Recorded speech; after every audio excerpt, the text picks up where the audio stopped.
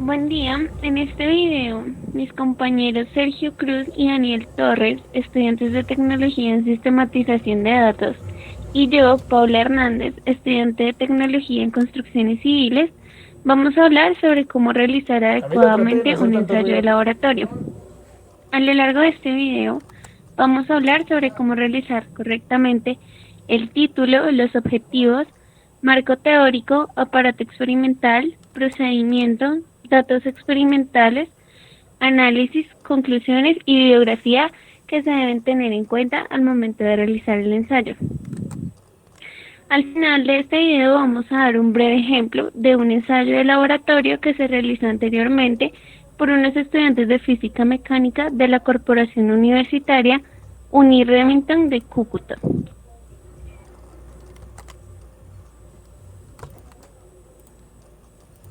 Bueno, entonces, yo soy Daniel Torres y por mi parte empezaré explicando acerca del título. El título es probablemente una de las primeras partes que ve toda persona cuando está leyendo el informe. Es la puerta de entrada que le daremos a cada espectador y cada leyente para que entienda el tema y sepa de qué es lo que vamos a hablar. El título tiene que ser la parte más informativa que encuentre el lector a la hora de ir buscando los artículos y encontrar encontrar algún informe de laboratorio como este. También por un lado están los datos y por el otro lado hay trucos para hacer un buen título. En cuanto a datos importantes está lo que he dicho de que debe ser algo informativo, apropiado y atractivo, sin ser demasiado largo. Debe ser específico, debe tener la claridad y tiene que ser puntual y preciso a la hora de explicar qué es lo que trataremos dentro de todo el informe de laboratorio. Se deben evitar en lo primordial el uso de el y la como palabras de primeras dentro del título. Algunos de los trucos que podríamos decir sería el uso de números, ya que estos suelen ser atractivos e interesantes para las personas a la hora de ir leyendo. También podemos tener el uso de adjetivos tales como esencial, absolutamente o extraño para llamar la atención. También uso de organizadores gráficos y uso de palabras fáciles y comprensibles para que cualquiera pueda entrar sin ningún problema.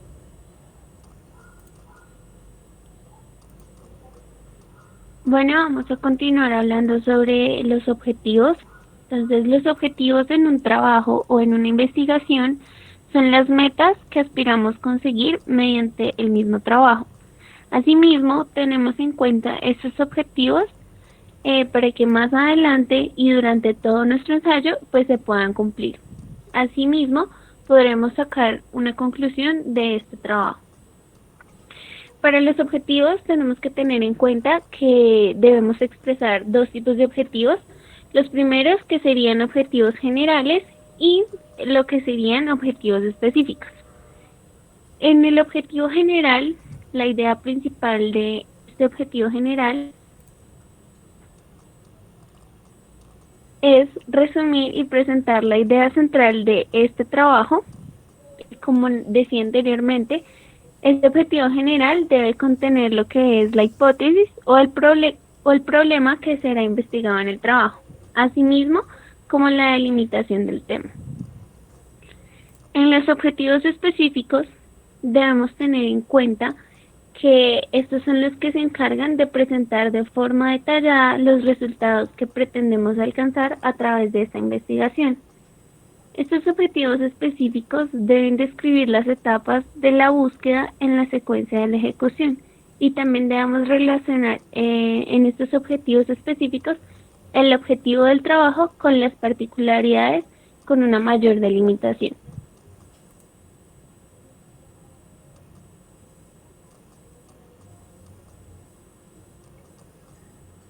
Bueno, mi nombre es Sergio Cruz, yo les voy a explicar el marco teórico. En el marco teórico encontramos contenido todas las bases teóricas y principios junto a las leyes que podemos ver aplicadas en el experimento. Para desarrollar el marco teórico tenemos una forma estándar la cual podemos guiarnos. La forma nos dice que,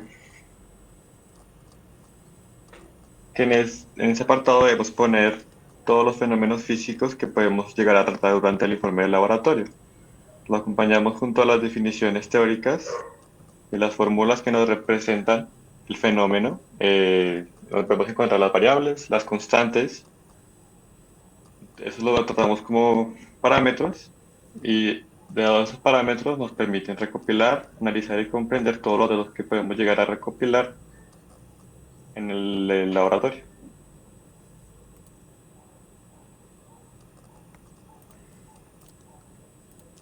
Por otro lado, también se debe hacer una explicación del aparato experimental.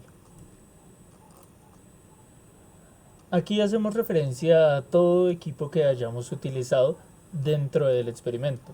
Debe hacerse una breve descripción acerca del equipo utilizado durante el experimento, haciendo aclaraciones de detalles específicos del equipo que puedan generar un cambio sustancial en los resultados del experimento.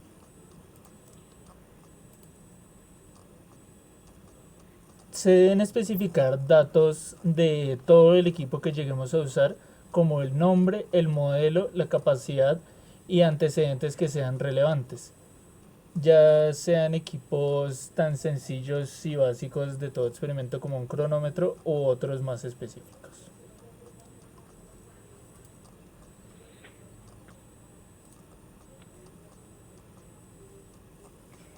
Bueno, para el procedimiento, este se encarga de describir de una manera exhaustiva y concisa cada uno de los pasos a seguir en el experimento, desde las cosas más sencillas y básicas a las más específicas, para asimismo tener una total claridad en los procedimientos. Pues aquí en este procedimiento es donde cobran importancia las acciones de los participantes en el laboratorio. Se debe especificar en qué momento se utilizarán ciertos equipos y de qué manera los estamos usando. También debemos especificar las medidas y cantidades de cada objeto usado para tener un cálculo específico de cómo se realizaron los pasos. En esta parte del laboratorio es donde todo puede cambiar, puesto que los resultados del experimento saldrán de este punto. Debemos evitar la mayor cantidad de fallas posibles para que se entienda el marco del error dentro del experimento y se encuentren sus respectivas mejoras.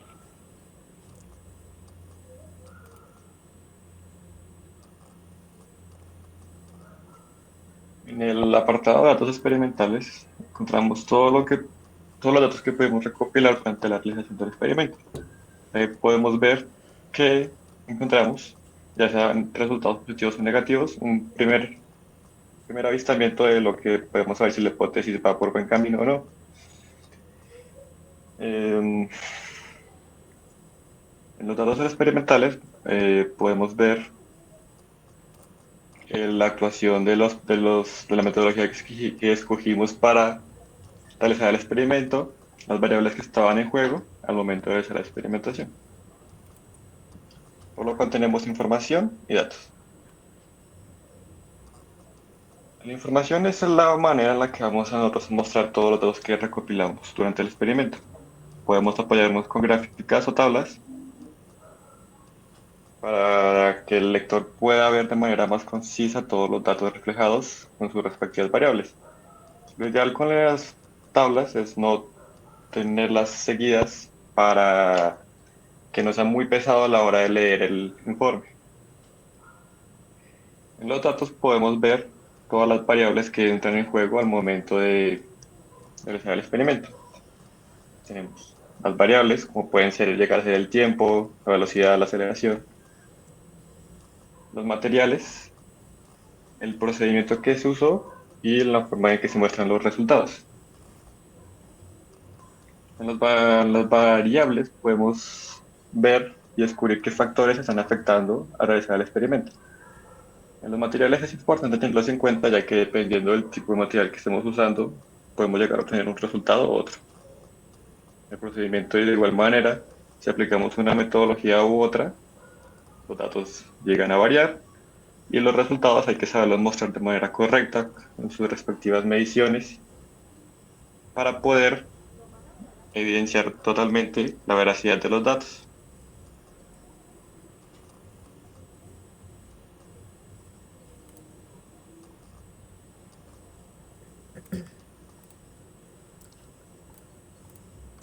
Por consiguiente, tenemos la parte del análisis. Esta sección es una de las más importantes del informe y el investigador debe desplegar su capacidad de análisis relacionando las causas y efectos, comparando unos resultados con los otros obtenidos durante la experiencia actual y experiencias anteriores. Aquí entra mucho el apartado crítico, donde tenemos que deducir e ir viendo qué es lo que vamos obteniendo y qué resultados conseguimos a través del experimento. Tenemos que comparar cada uno de estos e irlos analizando a través de las diferentes compartidas que podemos conseguir. Por un lado tenemos los datos. Aquí tenemos que los datos que te den como resultado del experimento deben ser entregados de una manera clara y concisa, dándose a entender medidas y unidades de todo el experimento. En caso de ser datos por computadores, lo mejor suele ser mostrarlos a través de gráficas que sean claras y precisas y legibles, como infografías o tablas de datos diferentes.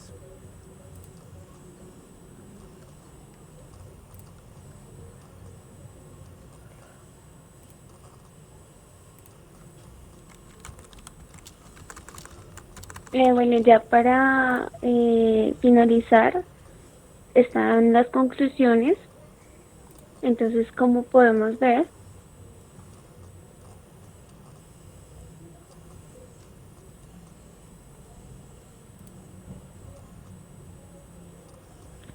en estas conclusiones nosotros recapitulamos todos los resultados obtenidos del previo análisis para concluir el laboratorio, mostrando las interacciones entre las variables evaluadas y el resultado de la comparación de la hipótesis planteada frente al resultado obtenido respecto a la explicación teórica. Esto quiere decir que aquí en las conclusiones nosotros lo que vamos a hacer es comparar los resultados que obtuvimos con la hipótesis y los objetivos que planteamos al inicio de nuestro ensayo.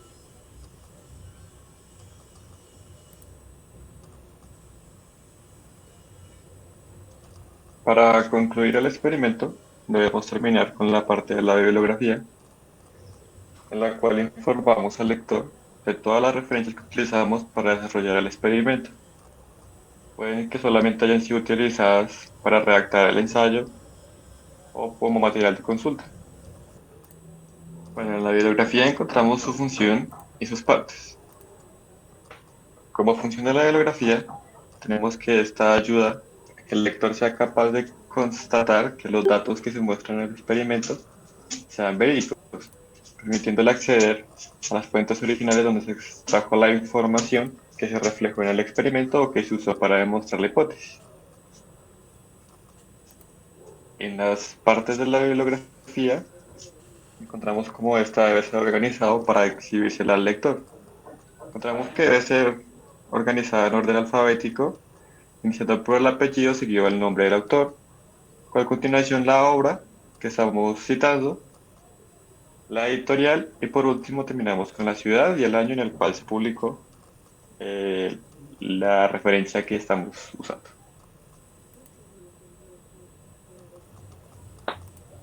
Y bueno, como nombrábamos al comienzo de este video, vamos a dar un breve ejemplo sobre cómo realizar este ensayo de laboratorio. Entonces, el tema a tratar en este ejemplo es el movimiento rectilíneo uniforme demostrado a partir de la caída de fichas de dominó. En este experimento se realiza una caída en cadena de fichas de dominó, demostrando que estos seguirán un movimiento con velocidad constante. Entonces, los objetivos de este ensayo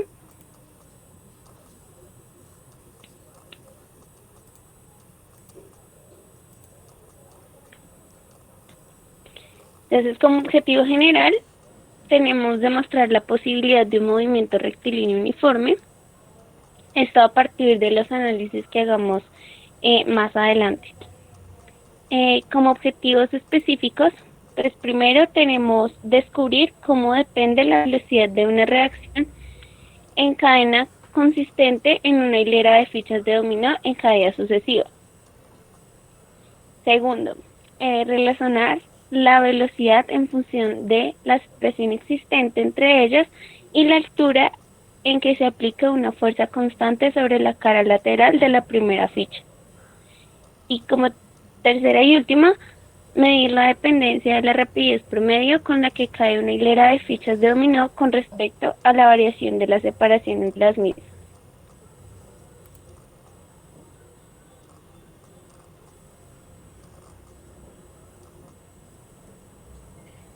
Como fundamento teórico, encontramos la fórmula del movimiento rectilíneo uniforme, en la cual nos dice que la posición respecto al tiempo va a ser igual a la posición inicial más la velocidad en el momento X por el tiempo.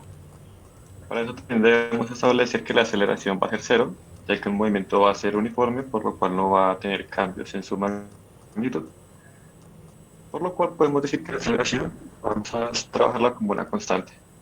A partir de estos datos encontramos la hipótesis de que la velocidad va a ser la misma en cualquier intervalo de tiempo, produciendo así un movimiento rectilíneo uniforme.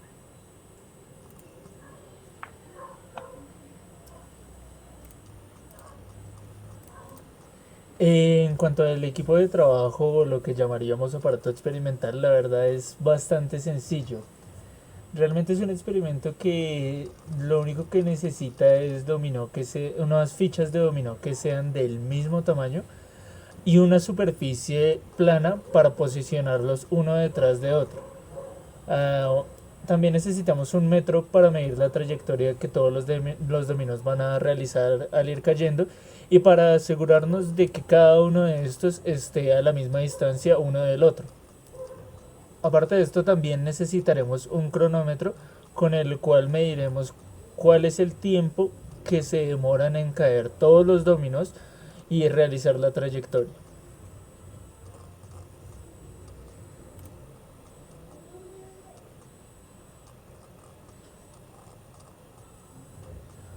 Para el procedimiento tendremos que primero que nada pegar el metro a la mesa para que éste esté firme y no altere en la medida de lo posible los resultados. Entonces posicionamos las fichas de dominó con tal de que todas queden en la misma trayectoria y que estén a la misma distancia. Ya posicionadas las fichas, alistamos un cronómetro y empujamos la ficha de alguno de los extremos para generar un efecto en cadena y medirlo con el cronómetro para saber qué tiempo demoró en realizar toda la trayectoria.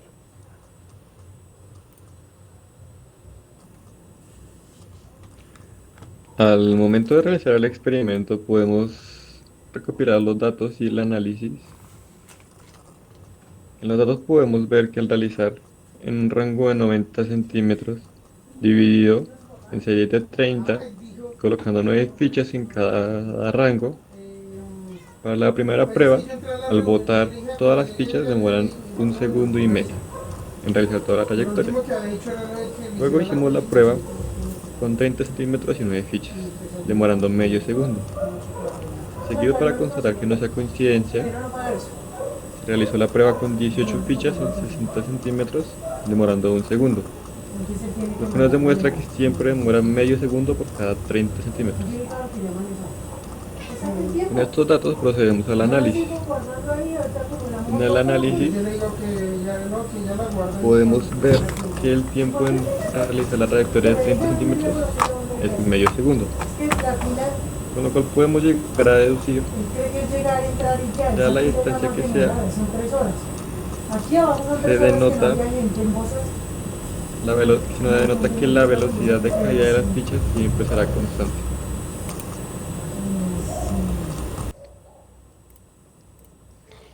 Entonces, bueno, ya para terminar este ensayo, podemos concluir que en las condiciones del experimento donde la superficie es plana y las fichas de dominó son puestas a la misma distancia, siempre tendrán una velocidad constante. Por lo tanto, siempre que las hagamos caer, tardarán el mismo tiempo en caer una detrás de la otra con la misma trayectoria. Entonces, a continuación vamos a dejar la bibliografía, que es un pequeño video en donde explicamos todo lo anterior.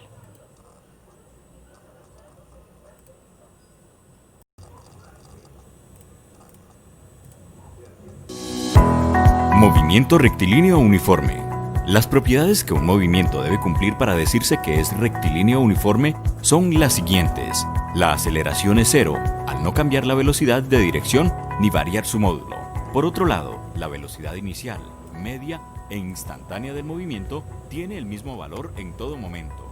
Es decir, un cuerpo realiza un movimiento rectilíneo uniforme cuando su trayectoria es una línea recta y su velocidad es constante. Esto implica que recorre distancias iguales en tiempos iguales. Encontrar el movimiento rectilíneo uniforme en la naturaleza es bastante extraño. Sin embargo, no es imposible. Basta con haber viajado en un avión para darnos cuenta que las propiedades se cumplen cuando éste alcanza la velocidad crucero.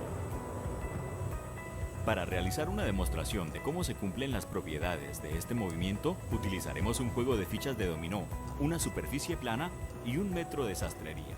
Tomamos como referencia 90 centímetros, en los cuales colocamos 3 marcas, cada una de 30 centímetros. 28 es el total de fichas que acomodaremos en los 90 centímetros, distribuidas de a 9 por cada corte que marcamos. En la primera fase de la demostración, filmaremos la caída de 28 fichas a lo largo de 90 centímetros que tiene la superficie. 1.5 segundos fue el tiempo que demoraron en caerse las 28 fichas de dominó realizando el recorrido de los 90 centímetros. En teoría, 9 fichas de dominó en su caída, según como las acomodamos para esta demostración, en 0,5 segundos recorren 30 centímetros. Vamos a probar ahora si esta teoría es cierta midiendo el tiempo de caída de 9 fichas acomodadas en 30 centímetros. Perfecto. El tiempo que demoraron en caer las 9 fichas y recorrer los 30 centímetros fue de 0,5 segundos. Puede que sea coincidencia. Sin embargo, como en la física no hay espacio para las coincidencias, vamos a colocar una vez más a prueba esta teoría. Si el tiempo en el que demoran en caer las 18 fichas es de 1 segundo, estaremos comprobando que en esta demostración recreamos perfectamente las propiedades que deben cumplirse para que un movimiento sea rectilíneo uniforme. Recordemos, un cuerpo realiza un movimiento rectilíneo uniforme cuando su trayectoria es una línea recta y su velocidad es constante, es decir, recorre distancias iguales en tiempos iguales.